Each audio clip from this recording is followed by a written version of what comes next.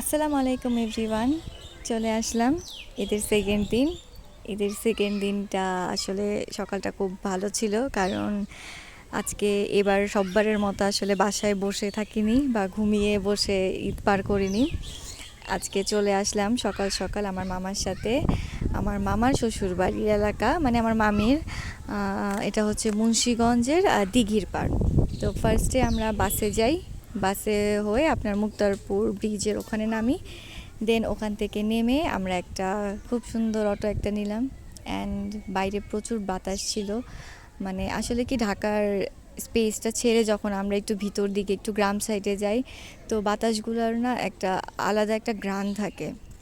And বাতাসগুলো খুব ভালো লাগতেছিল, যতই মানে রোদ থাকুক না কেন বাইরে, প্রচুর পরিমাণে কিন্তু বাতাসও ছিল। এবং এখানে আসার পরে আপনার ওদের বাড়ির পিছনের সাইডটাতে আমরা খুব ছবি টবি তুললাম।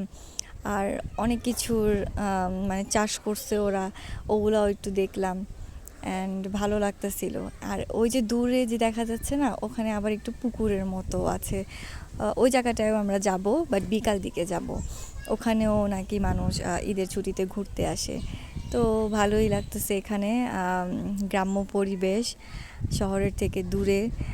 আর এভরিডে আসলে ওয়ার্কিং লাইফ থেকে মানে খুবই রিল্যাক্সেবল একটা প্লেস আমার কাছে মনে হচ্ছে। অ্যান্ড আমরা আসলে অনেক বছর পর আসছি এখানে, অনেক বছর পর। ঠিক খেয়াল নেই লাস্ট কবে আসছিলাম। আই থিঙ্ক আমি লাস্ট মেবি আমার মামার বিয়েতেই আসছিলাম। অ্যান্ড ভালো লাগলো। এটা হচ্ছে আমার মামি। ও আবার আমাদের কালো জিরা দেখালো, ওখানে কালো জিরার আপনার ক্ষেত হয়েছে।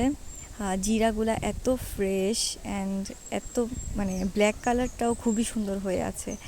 অ্যান্ড এই পাশটাতে আমি দেখলাম সবগুলো লাল মরিচ, একটা মরিচও আপনার আমি কাঁচা দেখিনি, জাস্ট মেবি একটাই দেখেছিলাম এই কাঁচা।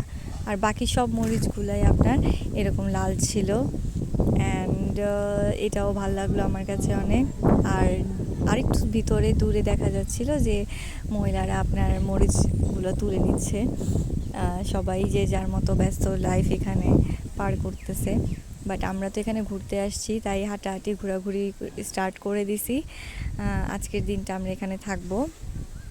দেন এই জায়গার স্পেসটা একটু ঘুরে এনজয় করে নেব। আর মনে হচ্ছে এবার ঈদটা ভালোই যাবে আমাদের ঘোরাঘুরির মধ্যে। বিদায় নিয়ে নিচ্ছি। আল্লাহ হাফেজ।